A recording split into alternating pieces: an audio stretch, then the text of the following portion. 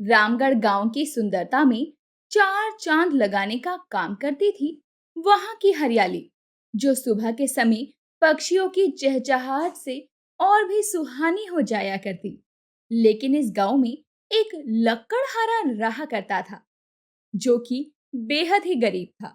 वो अपनी छोटी सी झोपड़ी में अपनी पत्नी रज्जो के साथ रहता था। सुबह के समय रज्जो अपनी झोपड़ी के बाहर झाड़ू लगा रही होती है और खुद से बोल रही होती है, जब से मेरा इस लकड़हारे से ब्याह हुआ है, तब से तो मानो मेरी किस्मत ही फूट गई।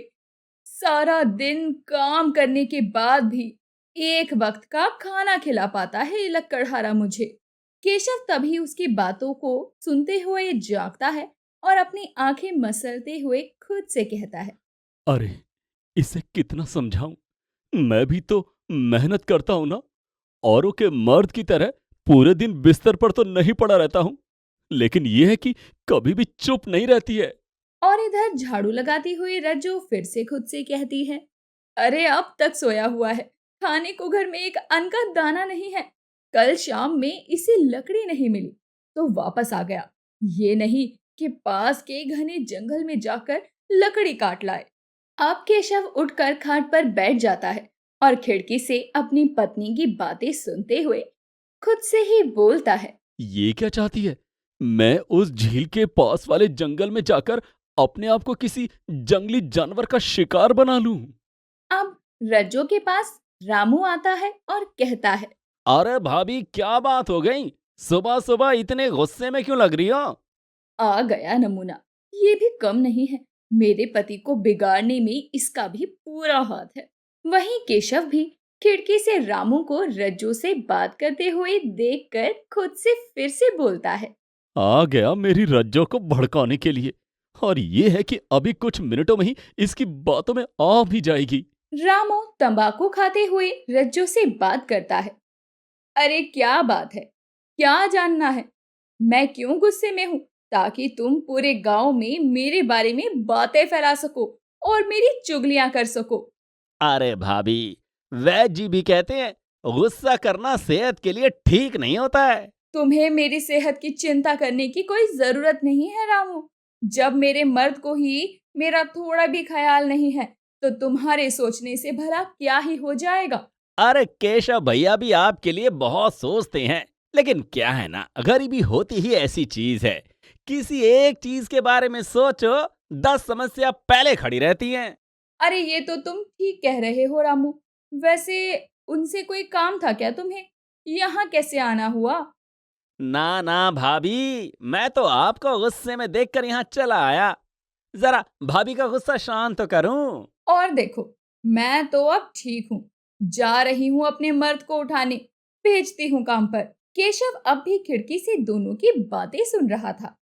देखा, रज्जू से दो मीठी बात क्या करो, खुद को तो भूल ही जाती है। सही कहा है किसी ने, लड़कियों में दिमाग ही नहीं होता है। इतना कहने के बाद रज्जो अपनी झोपड़ी में आती है और केशव को उठा देखकर बोलती है। अरे क्या बात है, आज तो मेहनती लकड़हारा खुद ही उठा हुआ है। लगता है कल मेहनत नहीं की तो नींद नहीं आई होगी। क्यों जी, सही कहा ना मैंने? जो मेहनत करता है वही जानता है कि चैन की नींद होती कैसी है। तुम सुबह से शुरू होती हो तो रात में सोने से पहले बंद नहीं होती हो। कहाँ से लाती हो इतना बोलने की ऊर्जा? अरे सुबह सुबह मुझे तुम्हें कुछ कहने का इरादा नहीं है, इसीलिए चुपचाप अपनी कुल्हाड़ी उठाओ और अपने काम पर निकल जाओ। केशव भी अपनी झोपड़ी के एक कोने से कुल्हाड़ी उठाता है और लकड़ी काटने के लिए निकल जाता है। और वो जंगल की ओर जाते हुए खुद से बोलता है। मैं माँ को कहता था, आप मेरे लिए सब कुछ हैं, आपके सिवा मुझे और कोई नहीं समझा सकता। लेकिन नहीं, उन्होंने मेरी शादी करवा दी और उसके बाद मुझे छोड़कर भी चली गई। यहाँ तो मुझे कोई सूखा पेड़ भी नहीं दिख रहा है। लगता है कल की तरह आज भी मुझे लकड़ी नहीं मिलने वाली है। केशव जंगलों में घूम घूम कर देखता है। यहाँ तो मुझे कोई भी सूखा हुआ पेड़ नहीं मिल रहा है। मुझे आगे वाले जंगल जाना ही होगा, वरना आज लकड़ी बेचकर कुछ पैसे घर नहीं ले गया तो रज्जो तो मुझे घर में भी घुसने नहीं देगी। इतना बोलने के बाद जंगलों को देखता हुआ केशव आगे बढ़ता है। हे प्रभु, मैं झील के पास वाले जंगल की तरफ जा रहा हूँ। मेरी रक्षा करना और मेरी रज्जो को विधवा मत होने देना। एक मैं ही तो हूँ जो उसका सहारा हूँ। केशव को एक सूखा हुआ पेड़ नजर आता है। मैं तो लगभग झील के किनारे आ गया हूँ, लेकिन जल्दी से पेड़ काटता हूँ और घर की तरफ लकड़ी बांधकर भाग जाऊंगा। केशव भी अब ऐसा ही करता है। वो जल्दी से लकड़ी काटता है और लकड़ियों का एक गट्ठर बनाता है और उसे अपने सर पर रखकर वहां से तेज तेज चलने लगता है। शाम होने को आई है। केशव, जल्दी जल्दी चल, वरना किसी जानवर को तेरी थोड़ी भी खुशबू आई तो समझ, आज रज्जो को विधवा होने से कोई भी नहीं बचा सकता है। केशव के सर पर गमछा था, कमर में कुल्हाड़ी टंगी हुई थी और सर पर लकड़ियों का बोझ था। अब केशव खुद से ही अफसोस करते हुए कहता है। एक तो सुबह से कुछ खाया पिया भी नहीं है, अब तो मुझे कमजोरी भी महसूस होने लगी है। अब केशव थका हारा हरे जंगल से चलते हुए अपनी लकड़ियों को बेचकर जो 10 रुपए कमा पाता है, उसे लेकर अपने घर की तरफ चल देता है। तभी रास्ते में उसे रामू की पत्नी बिंदिया मिलती है। अरे केशव भैया, शाम ढलने को आई है, कहाँ से आ रहे हैं आप? अरे बिंदिया बहन, अभी मैं जंगल से लकड़ियां काट कर उन्हें बेच कर ही आ रहा हूँ। आज लेट हो गया। अच्छा अच्छा, जंगल से लौट रहे हैं आप, वो भी इस समय? मैं तो कहती हूँ आप अपने साथ उन्हें भी ले जाया करो। रामू से तो मैं कहता हूँ मेरे साथ ही लकड़ी काटने चला कर, लेकिन वो है कि मानता ही नहीं है। कहता है मुझे खाने के बाद नींद इतनी आती है, मुझसे कोई काम नहीं होता है। मैं तो इस इंसान से परेशान हो गई हूँ। खाने सोने और दूसरों की चुगली के अलावा इन्हें आता ही क्या है? सारा दिन सोते सोते रहते हैं, तभी तो तोंद भी निकल आई है बाहर। ये तो आप ठीक कह रही हैं बिंदिया बहन। मेरा मतलब ठीक है तो मैं चलता हूँ। घर जाऊंगा तो रज्जो शाम के खाने के लिए राशन लाने भी जाएगी बनिए की दुकान पर। ठीक है भाई साहब, अब मैं भी चलती हूँ, बच्चों को खाना खिलाने का समय हो गया है। बिंदिया रामू की पत्नी थी और वो रामू से परेशान रहा करती। अब वो केशव से बातचीत कर अपने घर की तरफ निकल जाती है और इधर केशव भी अपने घर की तरफ निकल जाता है। केशव ने अपने घर के दरवाजे पर आकर चप्पल खोली ही थी कि रज्जो घर में बन बनाने लगती है और खुद से बोलती है, इस आदमी से तो एक काम नहीं होता। बताओ, संध्या का समय हो गया है। अरे, यूं नहीं कि घर लौट आऊं, लेकिन नहीं, ये भी इससे नहीं होगा।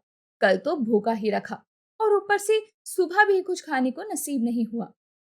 अब रज्जो घर में आए हुए केशव को देखती है और कहती है, लो भाई, शैतान का नाम लिया और शैतान हाजिर। आ गए तुम। आज भी भूखा सुलाने का इरादा है क्या? नहीं नहीं रज्जो, आज मैं लकड़ी बेचकर पूरे 10 रुपए लेकर आया हूँ। लो, और जाओ बनिया जी की दुकान से चावल ले आओ। अरे वाह, क्या बात है! 2 दिन के राशन का बंदोबस्त हो ही गया।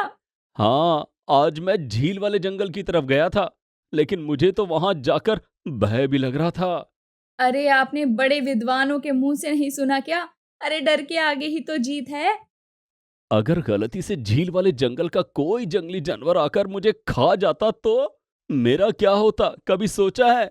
रज्जो भी ना सिर्फ पैसों के पीछे पागल हुई रहती है। मैं अभी बनिए की दुकान से लौट रही हूँ और आकर खाना बनाती हूँ। रज्जो जाते हुए पैसों को देखकर खुद से बोलती है और केशव सुन रहा होता है। अरे क्या बात है! आज बड़े दिनों बाद इतनी बड़ी रकम देखने को मिली है। मैं तो इन्हें रोज ही कहती हूँ, थोड़ी मेहनत करके काम कर लो, लेकिन इन्हें तो बस उतना कमाना है जितने में एक दिन का गुजारा ही हो पाए। इतना कहने के बाद ही रज्जो बनिए की दुकान की तरफ निकल पड़ती है और इधर केशव खुद को बहुत थका हुआ महसूस कर रहा होता है। वो अपनी सूखी लकड़ी से शरीर को देखकर खुद से बोलता है। एक तो मेरे शरीर को भी ना जाने क्या हो गया है। लकड़ी काटते काटते एकदम लकड़ी की तरह ही होता जा रहा हूं। केशव खिड़की खोलकर बाहर की तरफ देखता है तो मौसम बहुत खराब था। लगता है मौसम खराब होने वाला है। चलो कोई बात नहीं, आज तो मैं 2 दिन के राशन के पैसे ले आया हूं, वो भी लकड़ी बेचकर। वहीं रज्जो भी चावल लेकर अब घर आती है। अरे, आपने बाहर का मौसम देखा है, कितना खराब है। अच्छा हुआ जो तुमने 2 दिन के खाने का बंदोबस्त कर लिया। मैंने ऐसा कुछ सोचकर लकड़ी नहीं काटी थी। बस लकड़ी की किस्म अच्छी थी तो मालिक ने 5 रुपए ज्यादा दे दिए। अरे अच्छी बात है। तो आप इसी किस्म की लकड़ी क्यों नहीं काटते हैं, जिससे अच्छे पैसे भी आए? रज्जू खाना बनाने लगती है और केशव खाट पर लेट जाता है और केशव कहता है। इस किस्म की लकड़ी सिर्फ हमें जंगल में मिलती है, वो भी झील के पास जहां कोई भी गांव का आदमी नहीं जाता है। अरे तो क्या हो गया, तुम्हें तो अपना काम करना है ना। कौन सा गांव वाले हमारा पेट भरने आ रहे हैं? मैंने तुमसे ये कहा रज्जो कि वहां जंगली जानवर रहते हैं जो तुम्हारे पति को जिंदा चबा जाएंगे। अरे जी, किस्मत से बढ़कर कुछ नहीं होता। अगर किस्मत अच्छी हो तो शेर के सामने से निकल जाएं और तब भी कुछ ना हो, और अगर किस्मत बुरी हो तो राह में चलते हुए भी कुत्ता काट लेता है। पैसे के लिए ये कुछ भी करने के लिए तैयार रहती है, यहाँ तक कि अपने पति की जिंदगी को भी दांव पर लगाने के लिए। बोल तो ऐसे रही है जैसे शेर इसका भाई और मेरा साला है। अरे मैं तुमसे बात कर रही हूँ, तुम कुछ बोल क्यों नहीं रहे? हाँ, मैं कल से पक्का झील वाले जंगल की तरफ ही जाया करूंगा और वहां से अच्छे किस्म के पेड़ों को काट कर मालिक से बेचा करूंगा। अजी मैं तो कहती हूँ, आप कुछ पैसे जमा भी कर लो। कल को हमारे बच्चे होंगे, हम तो भूखे भी रह लेंगे, लेकिन उन्हें तो खिलाने के लिए पैसे चाहिए ना। रज्जो, तुम्हारी बात एकदम ठीक है, लेकिन अभी मैं कोशिश कर रहा हूं अच्छे काम का और सोच रहा हूं रोज दो दो पेड़ों को ही काटा करूं जिससे कुछ पैसे मैं जमा भी कर पाऊं। रज्जो को पैसों का बहुत लोभ था। वो पैसों के लिए ना तो अपने पति केशव की सेहत देख रही थी और ना ही वो अपने पति को झील वाले जंगल जाने से रोक रही थी। केशव और रज्जो दोनों आपस में ये बातें कर रहे थे कि तभी अचानक मौसम खराब हो जाता है। अरे अरे, जल्दी खिड़की बंद करो, वरना घर में पानी आ जाएगा। ये मौसम को आज ही खराब होना था। कहीं ये बारिश 2-3 दिन रही तो हम तो भूखे ही मर जाएंगे। अरे कभी तो अच्छा कुछ बोल लिया करो, शुभ शुभ बोलो, कल तक बारिश खत्म हो जाएगी। केशव अपने दरवाजे से बारिश को देख रहा था और रज्जो खाना खाने लगती है। अब तुम्हारी बारिश को निहारने से अगर बारिश रुक जाए तो सारी रात बारिश को निहारते रहो। नहीं नहीं, मैं तो बस इस मौसम का आनंद ले रहा था। चलो चलो, अब खाना खा लो, सुबह से कुछ भी नहीं खाया है, मुझे तो बहुत तेज भूख लगी है। अब रज्जो और केशव बारिश का आनंद लेते हुए खाना खाते हैं और सो जाते हैं। सुबह तक बारिश होती रहती है। पहले रज्जो उठती है और वो झोपड़ी का दरवाजा खोलती है। अरे, ये बारिश तो रुकने का नाम ही नहीं ले रही। आज आज का तो राशन है, लेकिन अगर ऐसे ही तेज बारिश होती रही तो चारों तरफ पानी आ जाएगा। रज्जो की आवाज को सुनकर केशव भी उठ जाता है। अरे क्या बात है रज्जो, अब तक बारिश नहीं रुकी क्या? मुझे तो बहुत ज्यादा ही चिंता हो रही है कल के लिए। मैं तुम्हें कहती थी ना, कुछ पैसे बचा कर रखो, लेकिन नहीं, तुम्हें तो मजा आता है घर में आराम करके। मैंने कब दिन में आराम किया था ये तो मुझे खुद भी ठीक से याद नहीं है। अरे ये बारिश नहीं रुकने वाली है, पूरा गांव सुनसान पड़ा है, कोई कहीं नजर नहीं आ रहा। जब ये बारिश बंद हो जाए तो मुझे जगा देना। मुझे तो अभी भी बहुत नींद आ रही है, मैं तो चला सोने। इतना बोलकर केशव अपनी खाट पर जाकर लेट जाता है। इधर रज्जो कल के लिए परेशान हो रही थी, क्योंकि रज्जो के पास तो आज आज के लिए खाना था, लेकिन कल भी अगर ऐसे ही बारिश रही तो उन्हें भूखे रहना पड़ेगा। अब दूसरा दिन भी बीत जाता है और तीसरे दिन की सुबह भी बारिश रुकने का नाम नहीं ले रही थी।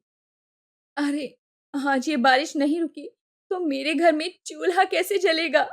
जहां रज्जो परेशान हो रही थी, तो वहीं केशव को खर्राटे लेते हुए देखकर रज्जो कहती है, इसे तो किसी चीज की चिंता ही नहीं है, जब भूख लगेगी तो उठेगा।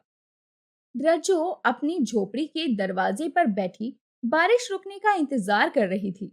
ना जाने ये बारिश क्यों नहीं रुक रही, लगता है इंद्रदेव नाराज हैं। हे इंद्रदेव, अब तो बस करो, अगर आप ऐसे ही बरसते रहे तो हम गरीबों की रोजी रोटी का क्या होगा? हम क्या खाएंगे और कहाँ से खाएंगे? अब केशव उठता है और कहता है। खाने को कुछ है तो दे दो रज्जो। रज्जो। अरे, उठ गया कुंभकर्ण, लगता है तुम्हें याद भी नहीं है कि आज बारिश का तीसरा दिन है और अपने पास सिर्फ 2 दिन का राशन था। अरे, मुझे तो बहुत कमजोरी महसूस हो रही है। चलो, अब जब बारिश खत्म हो जाए तो मुझे उठा देना। इतना बोलने के बाद ही केशव फिर से लेट जाता है। अरे, इस कुंभकर्ण को अब उठने में 6 महीना लगने वाला है। बारिश बंद हो गई, बारिश बंद हो गई। क्या हुआ?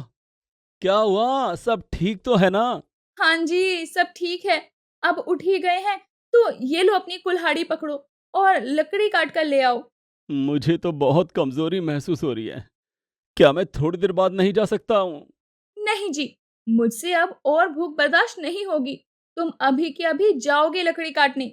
अब केशव अपनी बीवी के ताने खाने से अच्छा जंगल जाने का फैसला करता है और जंगल की तरफ थोड़ी दूर चलने के बाद थक जाता है। कितनी कमजोरी महसूस हो रही है। लगता नहीं आज मैं पेड़ काट पाऊंगा। अब केशव झील वाले जंगल की तरफ जाता है। उस दिन जो पेड़ काटे थे, वही पेड़ आज भी काटकर मालिक से बेचूंगा। उसके मुझे अच्छे पैसे मिल गए थे और वो बस झील के किनारे ही मिलते हैं।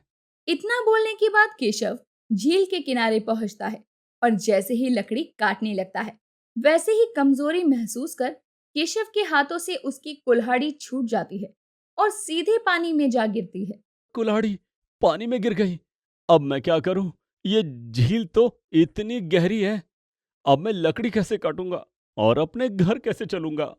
केशव फूट फूट कर रोता है। तभी जल देवता प्रकट होते हैं। अरे केशव, रोना बंद करो और देखो, मैं तुम्हें तुम्हारी कुल्हाड़ी देने आया हूँ। जल जल देवता, मुझे मेरी कुल्हाड़ी लौटा दीजिए। मैं बेहद गरीब हूँ और पास के गांव में अपनी पत्नी के साथ रहता हूँ। केशव, रोना बंद करो। मैं तुम्हें तुम्हारा कुल्हाड़ी लौटाने आया हूँ। बताओ, ये कुल्हाड़ी तुम्हारी है? जल देवता चांदी की कुल्हाड़ी केशव को दिखाते हैं। नहीं नहीं, जल देवता, ये मेरी कुल्हाड़ी नहीं है। ठीक है, मैं अभी तुम्हें तुम्हारी कुल्हाड़ी ला कर देता हूँ। इस बार भी जल देवता पानी में डुबकी लगाते हैं और दूसरी बार में जल देवता सोने की कुल्हाड़ी लेकर आते हैं। ये कुल्हाड़ी तो केशव तुम्हारी ही होगी, मुझे पूरा विश्वास है। नहीं नहीं, जल देवता, ये भी मेरी कुल्हाड़ी नहीं है। मुझे तो बस अपनी ही कुल्हाड़ी चाहिए। ये कुल्हाड़ी भी तुम्हारी नहीं है। फिर से जल देवता डुबकी लगाते हैं और अब की बार केशव की लोहे की कुल्हाड़ी थी। ये कुल्हाड़ी तो अब तुम्हारी है ना केशव? हाँ हाँ जल देवता, आपका बहुत बहुत शुक्रिया। यही है वो कुल्हाड़ी जिससे मैं लकड़ियां काटता हूँ। मैं तुम्हारी ईमानदारी से बहुत प्रसन्न हुआ। केशव, तुम बहुत ईमानदार व्यक्ति हो, इसलिए मैं तुम्हें अपनी तरफ से ये चांदी और ये सोने दोनों ही कुल्हाड़ी देता हूँ। अब केशव भी उन कुल्हाड़ी को लेकर खुशी खुशी सुनार के पास पहुंचता है। लेकिन केशव को सोने और चांदी की कुल्हाड़ी ले जाता हुआ रामू देख लेता है। सुनार जी, ये सोने और चांदी की कुल्हाड़ी मुझे बेचने हैं। आप इसके कितने दाम मुझे दे सकते हैं? ये मुझे जल देवता ने दिया है। केशव उस कुल्हाड़ी को सुनार को बेच देता है। लेकिन इधर रामू खुद से कहता है। ये कुल्हाड़ी केशव को जल देवता ने ही दिया है ना? अब मैं भी जल में कुल्हाड़ी फेंक कर जल देवता से सोने और चांदी के कुल्हाड़ी मांगूंगा। अब यही सोचकर रामू झील के किनारे पहुंचता है और अपनी कुल्हाड़ी फेंक कर रोने का नाटक करने लगता है। अब जल देवता पानी से प्रकट होते हैं, लेकिन वो तो सब जानते थे। दोस्त, तुम जिस उद्देश्य से यहां आए हो, वो कभी पूरा नहीं होगा। चले जाओ यहां से, और यहां दोबारा आने की कोशिश की तो मैं तुम्हें अपनी लहरों में समा लूंगा। भागो, जल देवता क्रोध में है। कोई तो मुझे बचाओ। तो देखा दोस्तों, कभी भी इतना लालच मत करो कि वो आपको खत्म करने की ताकत बन जाए। और इसीलिए भी तो कहा गया है कि लालच बुरी बला है।